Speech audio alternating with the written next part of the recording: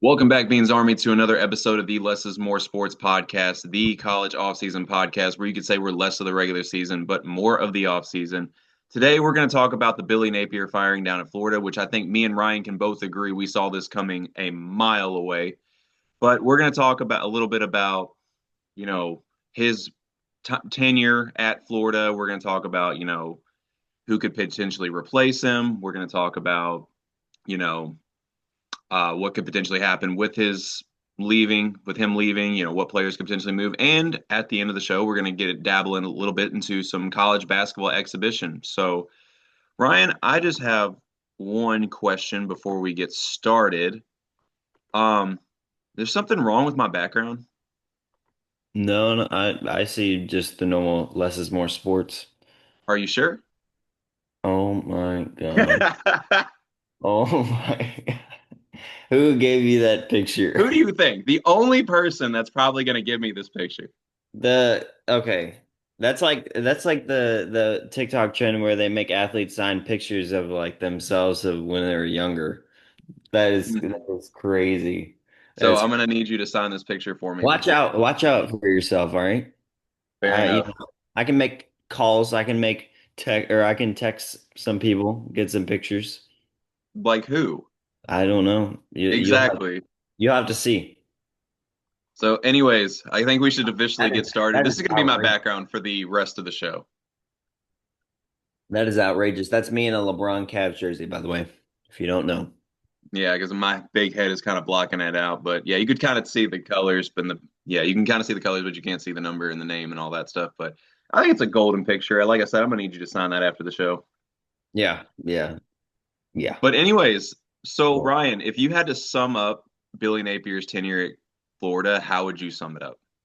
Um, let me think, because I wrote down the full tenure at Florida, but to sum it up in like basically one word, I would just say disappointing. I mean, I feel like that's very simple and easy to use just because of how it wasn't a very long tenure, but it was disappointing because it was 4 years. But if you want me to get into the stats, I will just it'll be quick, but That's up to you. okay, well, he was at Florida for 4 years from 2022 till about last week. Uh his record at Florida was 22 and 23, with his best season being 8-5. His highest rank in the AP poll was 13 during the season, but was never ranked in the final AP poll of any season. He won a total of one bowl game, which was the Gasparilla Bowl. And so you can say he had the hard schedules, but at some point in the SEC at a school like Florida, you have to be able to improve and adjust, which he did not do, which he did not do this year or any of his years. I feel like within the last year of his time at Florida, it was kind of like a roller coaster. Like his odds of getting fired kind of moved around like the stock Yeah. market. Because, of course, to end the season last year, DJ Lagway takes over. There's a lot of hype around this team coming into this season. Of course, they have this really good recruiting class coming in. And of course, like the spring game happens, and everyone's talking about how good Florida looked and how they look like such an explosive offense, and DJ Lagway didn't even throw the ball. And then, of course, the season starts and 3-4. And now Yeah, Billy Gonzalez is the interim coach. So, I mean, it's kind of like a roller coaster that last, year of his tenure, but now we're officially back into the coaching search. But yeah, before we get into who could potentially replace him, of course, one of the big topics that everyone's going to be talking about is like what players are going to leave. yeah. And of course, what bigger name to talk about than star quarterback DJ Lagway? I mean, that's the $1 million question here. Does he stick around for the new regime or does he transfer?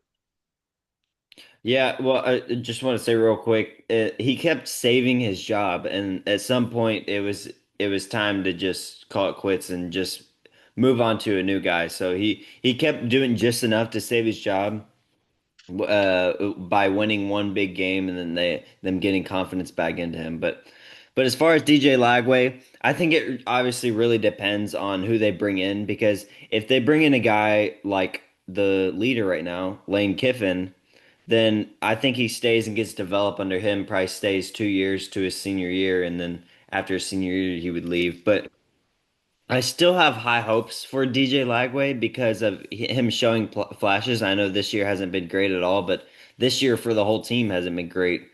Um, so I think that if it's Kiffin, he stays, but if it's not, I think he would transfer, but specifically transfer to another SEC school, which could be like an LSU or, another SEC school. I was thinking of one last night, but I can't think of right now. But I think that he would transfer to an SEC school if he were to transfer. So I am going to say that if real life pans out the way it pans out in my college football 26 dynasty mode, DJ Lagway is going to transfer to Alabama. And obviously, take that with a grain of salt. It's a video game. And not to mention, in that same game, Arch Manning leaves for the NFL after this season. And then Damon Williams and Keelan Russell become the next two Texas quarterbacks. Doesn't look like any of that's going to happen. But Kalen DeBoer does have a reputation of developing quarterbacks. Michael Penix, Jalen Milroe, and now Ty Simpson is a projected top 5 pick, depending on which draft board you're looking at. You give him a talent like Lagway, plus he'll have weapons like Ryan Williams. I mean, the ceiling of that offense goes absolutely through the roof. So that would be such an intriguing idea. If DJ Lagway were to transfer, Alabama, we might have to watch out. Yeah, that would be going along with me just transfer to an SEC school, which would be nuts. And all these co with these coaching, searches, it's going to be one after another because some guy like Lane Kiffin could leave for Florida and that opens the Ole Miss job, and then someone could leave their school and that opens their school. Like it's just all like a kind of domino effect. This is about to get nuts, and also with like a guy like DJ Lagway and how highly recruited he was, all To these touch recruits. on your idea, though, like if you were, say, LSU was a potential destination for DJ Lagway, that's going to make things real interesting for me because I've been an advocate for Michael Van Buren, who's currently backing up Garrett Yeah, Nussmeier I did. right now. I knew he was, the backup right now. Just he would maybe challenge him and see what they both see which one's the better option. Is because I think Michael Van Buren, with given the right opportunity, will be a very good college quarterback. And if DJ Lagway comes in, I mean, I don't see a world where, Michael Van Buren takes a starting job from DJ Lagway. DJ Lagway is just too talented.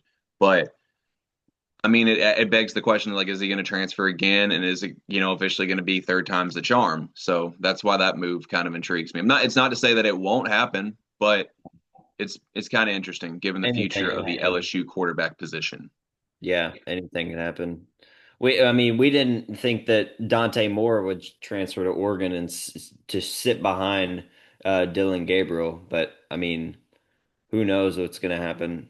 He would definitely challenge Michael Van Buren, but I did know that he was the backup there, and he would have to challenge him to really get that starting job. He Well, I wasn't. don't think we thought you didn't. I don't think. I don't know. Fans might think whatever, but I did my that's up to them. research, Leslie. All right, I did my research. That's fair. I'm allowed to put any hate towards you because you're using that picture. I mean, you were allowed to put any hate towards me regardless, but yeah, I don't need this picture for you to hate me. Yeah, I mean, that's crazy. He usually helps me with the podcast, but he's not helping me this time. No, That's why he wanted to. he's tired of carrying you, so he's like, all right, this is my get back. Yeah, yeah, I guess so. I guess so. So, anyways, I think it's time to get to officially the $1 million question of this podcast, and that is who is going to replace Billy Napier? And of course, with names like Lane Kiffin, Sanders, John Summerall, all have been linked. Lane Kiffin is viewed as the overwhelming favorite. For me, the question is, will Florida be able to give him an offer that Ole Miss can't match? And if they can, has Lane Kiffin done enough in his coaching career to be worth that number? I know there's talks of him potentially interviewing for the job right now. So do you make anything of that? And if you do, I guess I'm trying to think how to word that next question. But overall, who do you think should be the next Florida coach? I have two, and it's the person you just said, but yeah, I saw a thing that he was like addressing to his players about the rumors. So I mean, it looked Mhm. kind of promising, honestly. But but my first option was Lane Kiffin, who is the clear front runner. him going to Florida would be a big upgrade because Ole Miss without him wouldn't be the same. I think he elevated that program to what it is now.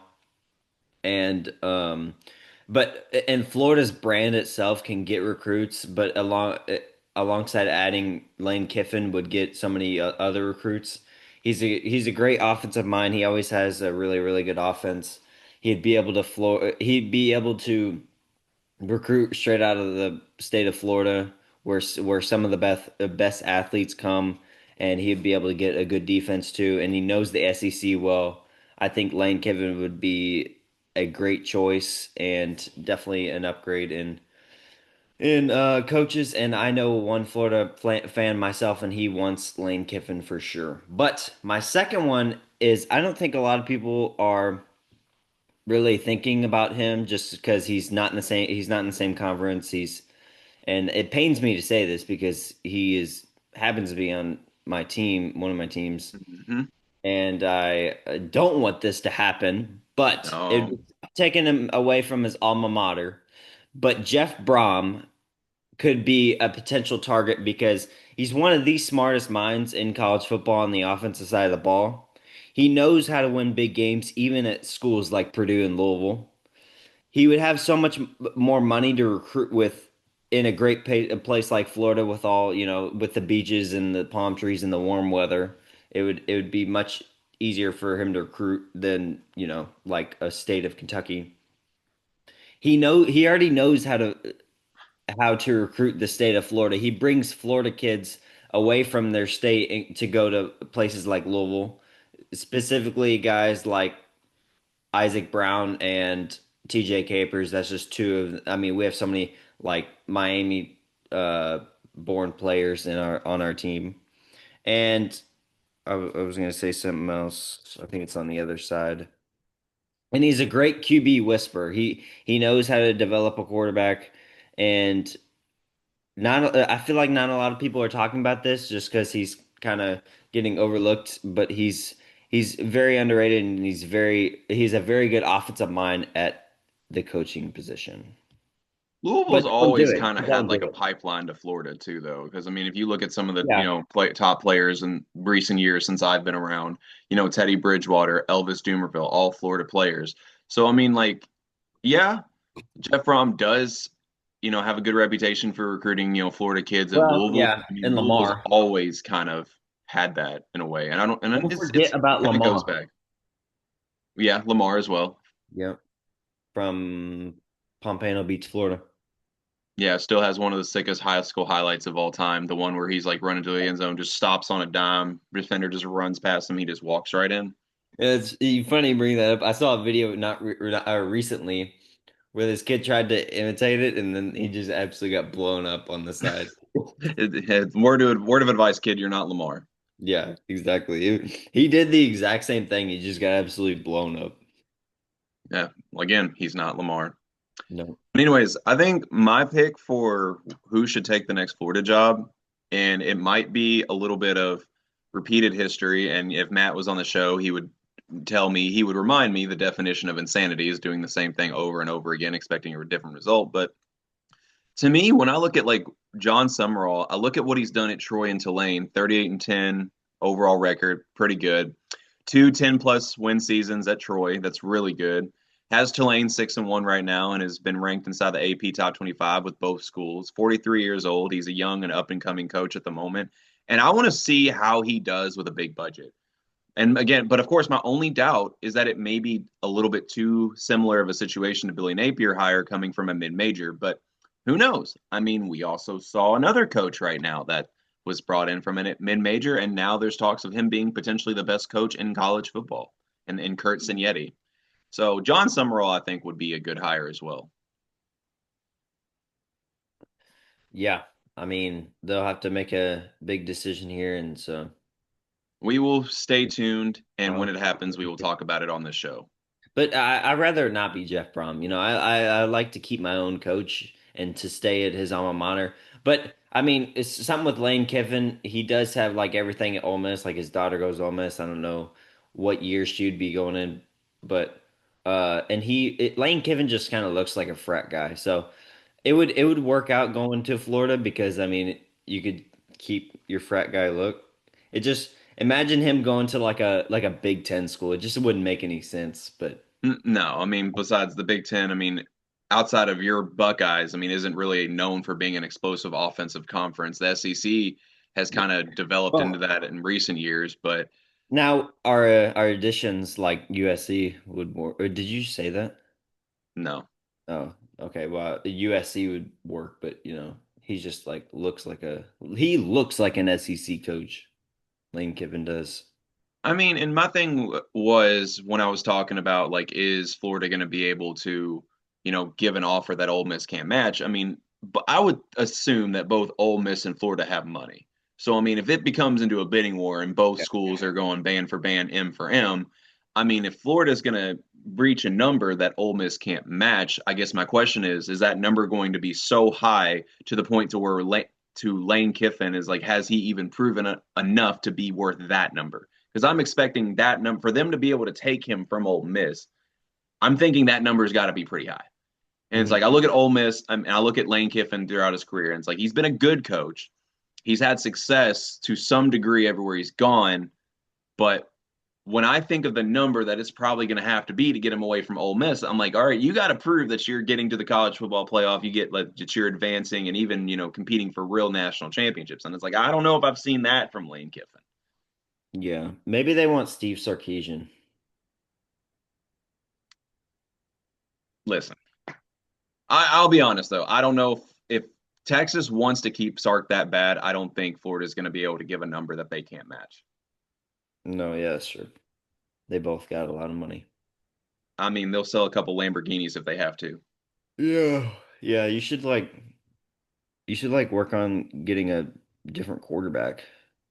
And we should work on getting an offensive coordinator and work on maybe moving Kyle Flood back to strictly offensive line coach. That would be the freaking key. Yeah. Yeah, Because whatever the whatever biggest problem with works. this Texas offense hasn't been Arch Manning, in my opinion. It's been the offensive line. I mean, he's already been hit 60 times this year. That's already matches how much Quinn Ewers was hit all of last year. Yeah. You know how much bye weeks suck? A lot. Yeah. Is Ohio State on another bye week? Yeah. We're on our second bye week. We play we play Penn State next week and I have a wedding to go to next weekend. Well, I don't think you're going to miss much. No, okay, don't say that, all right. That's rat poison. Come on. I don't But think you're going to miss scheduling much. a fall wedding, all right? You're Or doing a fall wedding. It's a very common time for weddings. You say that like it's just unheard of. no, fall weddings are not ideal with, football and the person being a football fan, but it's fine. Luckily, this is where the game being at noon helps us out because the wedding is at like 4, so I can actually watch it. Yeah, if it's at noon, you're good. Yeah. What do you So, know about a noon game? what I don't know anything about new game. Duke. Sorry, Texas plays at 4:25 today. NFL type game I mean, time. Yeah. I saw score predictions of that game, and somebody actually said that Ole Miss was going to win 42-27, and I'm like, okay, if Ole Miss scores 42 points on that Texas defense, every coach on that staff needs to get fired. That'd be outrageous. But going back to Florida, I want Florida. College football is fun whenever Florida is good and the Swamp is a very tough place to play. Like it's a tough place to play right now, but it's just not the same whenever they're really good. So college football needs them to be back to being good. I agree. I'll say, but I think it's time to officially wrap up the Billy Napier section of this podcast, and we're going to get into a sport we've kind of been slacking on this year in college basketball. Of course, we got some great exhibition games going on. Um, Ryan, I know your Cardinals played last night, and if you've been looking at my name on the YouTube channel for this podcast, there's a certain top recruit that kind of had a great game against the Yeah, Cardinals. he cooked. He's good, and I wanted to say that him, Cam Boozer, and AJ Demancey are going to be must-see TV, and the big three of that freshman class, in my opinion. We might be talking about AJ DeBansa here in a little bit. I have certain context to say about him, but anyways, I guess what I was wanting to get into first is, how what were your overall takeaways from a Louisville fan standpoint from what you saw from the Cardinals? We did not look great in our first showing against Kansas. We lost by 8, but I don't know if the score did the justice.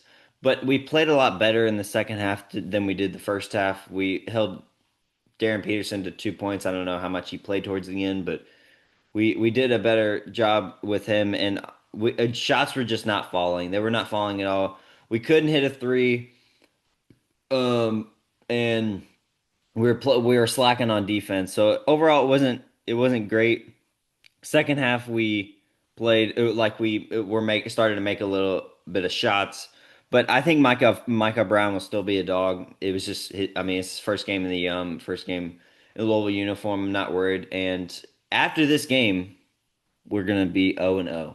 Fun fact. But I wanted to say Ryan Conwell looked good. He finished the game with 26 points, which I like. And Ali Khalifa's passing is elite, and we will be able to run the offense smoothly when he's in the game.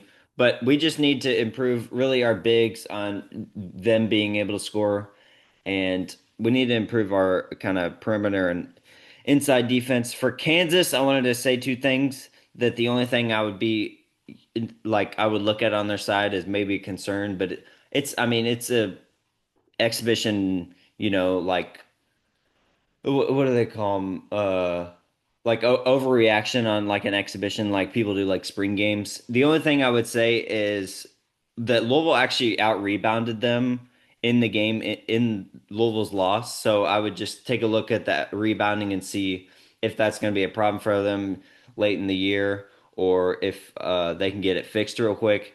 And then the second one was, let's say Darren Peterson happens to have like an off day or he gets into foul trouble. Hmm. Who could be that guy, or who could be those guys that will step up and make their offense still consistent and to score points to get Kansas a win? Could it be Cole Rosario? Could it be Flory Badunga? I think he's improved. I saw some improvement, but who could be that guy to step up? And so they will have to figure that out. I thought they did fine with other people scoring, but in the long run, who could be that second or third guy that will step up and be consistent? So that's I'm the going to only be completely honest. I was watching that game last night. I still walked away thinking that Louisville was the better team. I think just what happened is Darren Peterson got hot and Louisville tried to zone in and focus on stopping him, and it kind of threw their defensive game plan out of whack. So it opened up, passing lanes to hit the cutter, with Bryson Tiller and Flory Badunga, sorry, and all that. But I like Kansas. If Darren Peterson has an off night, like you said, I don't think they're going to win too many games. I mean, Darren yeah Peterson's going to have to dominate every game for them to have it, especially in the big games for them to win a lot of key marquee matchups. But yeah Louisville, I think they're going to be fine. I mean, they have three shooters on the team that shot 41% from three last year. They're going to take a lot of threes, but they're not going to shoot like that for most of the season. And again, like as much as I hate looking on my Twitter feed and just seeing Louisville fans just absolutely blow out of proportion, how Ali Khalifa looked passing the ball. It is valuable to have a big man that you can run the offense out of the high post and work in cutters and find open shooters and all that stuff. But no, I still think Louisville is going to be a much better team than Kansas. But yeah. the other two marquee matchups I want to talk about, yes, Ryan. I have one. Sorry, not to cut you off, but it kind of looked like a lot like the Tennessee game last year, which we improved drastically after that game. So I'm hoping it's just one of those games, and then shots will fall eventually, and I think we'll be perfectly fine. It was an exhibition game. We didn't run a lot of schemes or a lot of sets, and so we will improve after this. I am hopeful. I'll just chime in with what I thought from Duke's exhibition game against UCF. I mean, look, there's not much to say. Cam Boozer's legit. He's the best freshman in the country as far as I'm concerned. Duke's defense could improve. It's quite the adjustment to go from having last year's team defensively to this year's team defensively, but also Malik Brown and Dame Sara didn't play, and that's going to be a big addition when they come back. We'll know more when they play Tennessee on Sunday. For the longest time, I thought they were playing last night, but apparently they're not. So I'll have to wait till Sunday at 7 to watch that game. But anyways, we saw some two upsets that we got to talk about in the form of Ole Miss beating Houston and, of course, Kentucky beating Purdue. Of those two games and those two upsets, which team that took the loss is more concerning to you, Houston or Purdue? Uh, I don't know because I feel like both teams aren't very concerned just because I mean both teams have coaches like a Matt Painter and Kelvin Sampson that just know how to get it done. They know how to get their team in check. But I don't know, maybe as far as Houston, just because I feel like Purdue, like their whole starting lineup, they're all veterans and they know how to get back in place. Kentucky just more look more athletic than Purdue was. They look faster. They get down the floor quicker, and that would result in buckets that Purdue would allow. But as far as Houston, I think that they will also just be fine, but that would be a little bit more concerning than Purdue. But as far as Emmanuel Sharp, and this game was a secret, so it was hard to get stats out of it. But I know that as far as the Ole Miss side was his name, Travis Perry hit four threes, the former Kentucky guy who has the most points in the state of Kentucky. And so that's a great sign for Ole Miss's shooting. But Emmanuel Sharp might have the biggest chip on his shoulder from what happened to the end of last year. So he may look to, use that chip on his shoulder at the end of this year to prove something and maybe beat Duke. Did I say no? Maybe beat Duke this year. Well, they did. They beat Duke last year, so I was gonna say again, but I you couldn't remember. no, they did.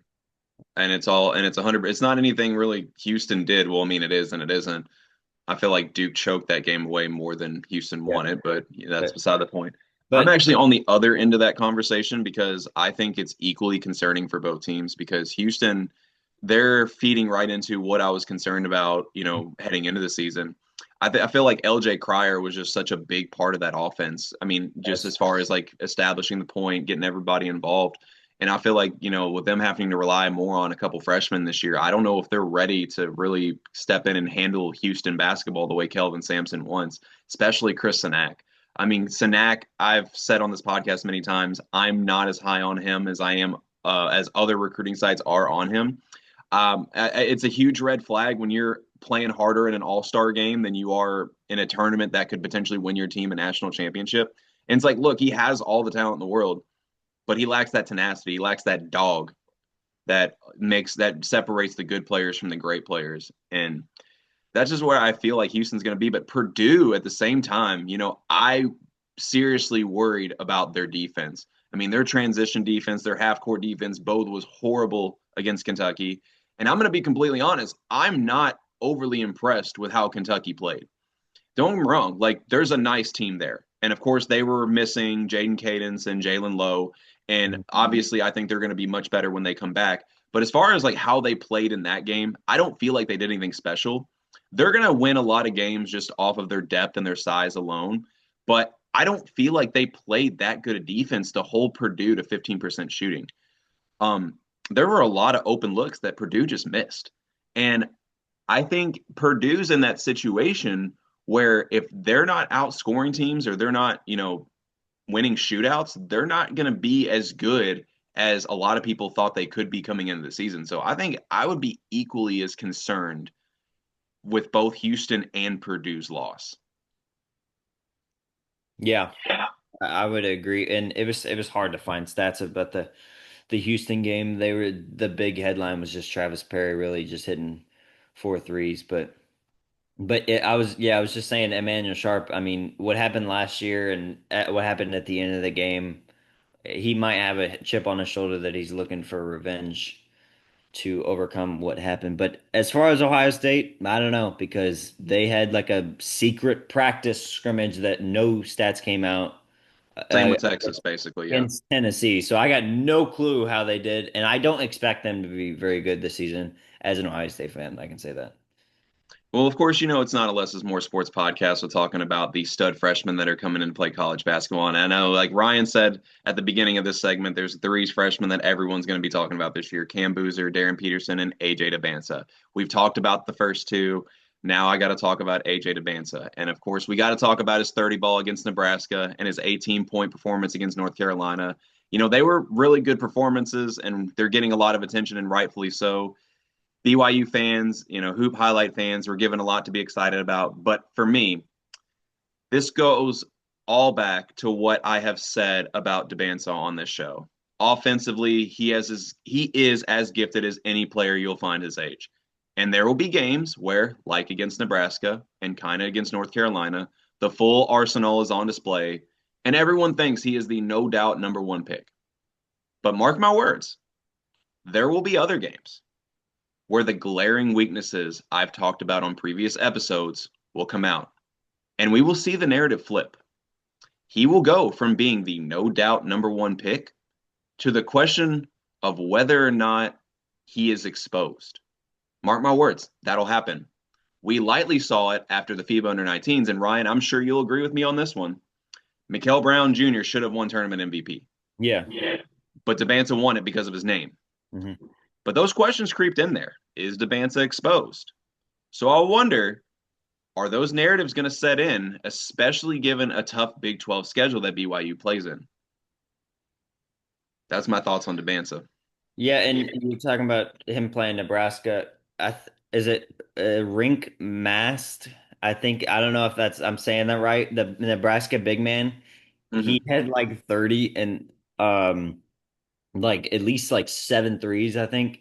He is that type of Nebraska guy that if you don't watch film or you're not careful, he could absolutely light you up and win the game for Nebraska and get a good conference. Well, not conference for. I was thinking of Ohio State going against him and him lighting us up, but I just wanted to mention that he is absolutely tough and he's not that, he's not the average big man, but he can shoot the lights out.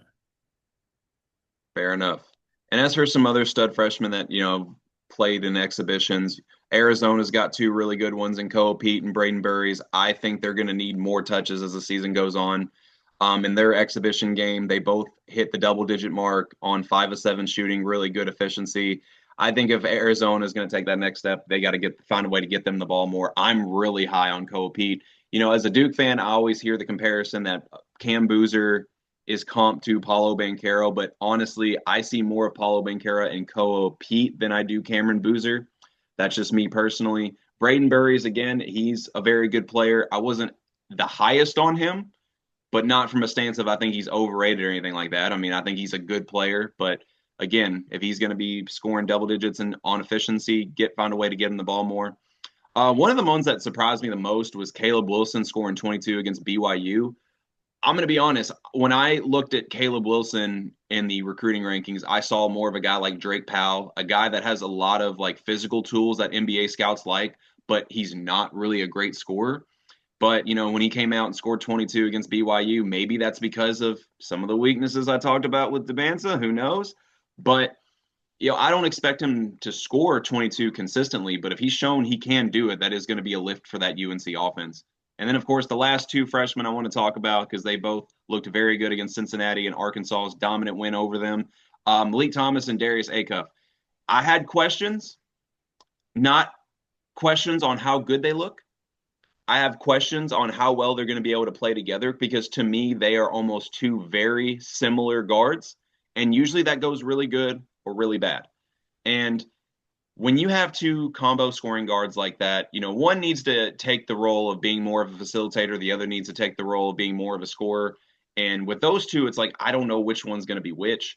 So, but the exhibition against Cincinnati was a great place to start, and Malik Thomas and Darius Acuff both look like they're going to be very good. If this is a sign of things to come, Arkansas could be a very sleeper contender in the SEC because they still got some athletes over there.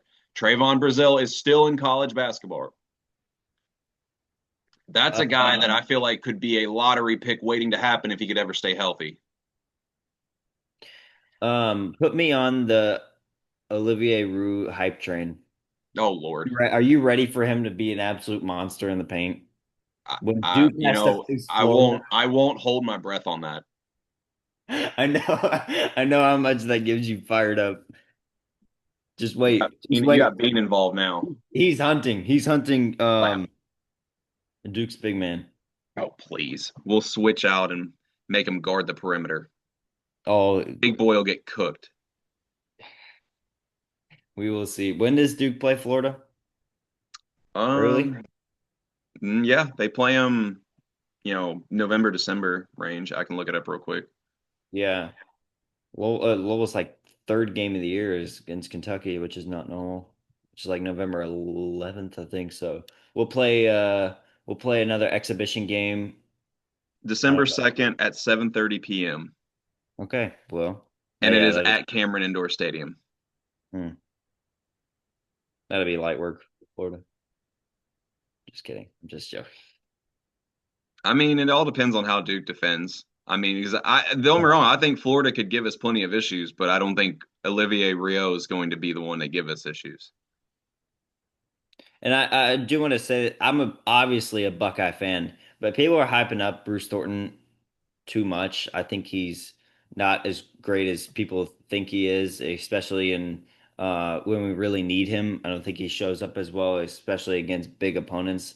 He'll show up against like the smaller opponents that we can easily beat. So I'm not as high as Bruce Thornton. So don't get your hopes up whenever you hear the name Bruce Thornton or our big three, which would be Bruce Thornton, uh, Devin Royal, and John Mobley Jr. I don't have high hopes for us this year.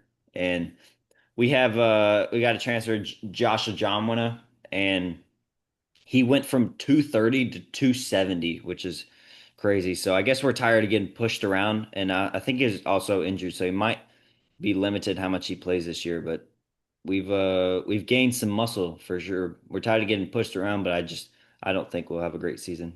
And that's not being negative, it's just being real.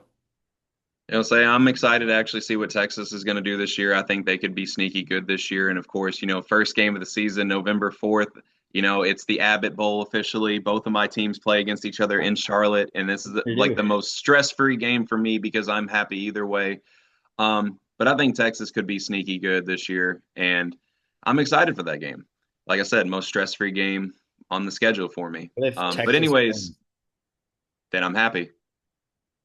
But are you concerned for I Duke? mean, yeah, that's the only thing that's the only stress that would come out of that game is if either team shows something that I should be overly concerned about. But Yeah. I just have to wait for the game I to hope, happen. I hope Louisville and Ohio State never play. I mean, I just hope they never play football, basketball, either or. They could play in like, like rugby. I'd be fine with that. Or like water Field polo. hockey, Yeah. Go at it, but not basketball or football. fair enough.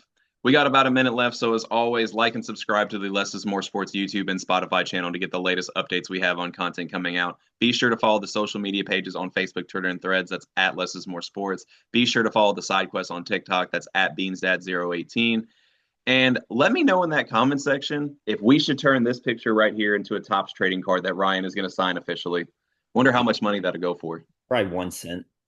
Not For even negative 5 cents. yeah, you all be I'd have to I'll pay be somebody giving a nickel to take it off me. yeah, I'll be paying you, paying whoever's buying it. Well, Exactly. get Well, me. I should do that. Yeah, I don't think so. I can Back find of the way, I can take your money. you.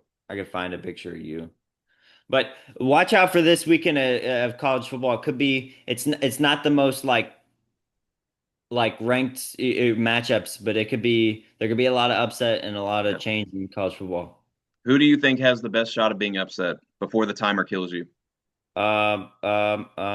Michigan. Michigan. All right. Stay tuned. Paul Michigan could get Bunyan. upset. Paul Bunyan. Paul Bunyan? Yeah, that's what the Paul Bunyan Trophy. Oh, got that's right. That's right. Got you. Got you. Thought you were just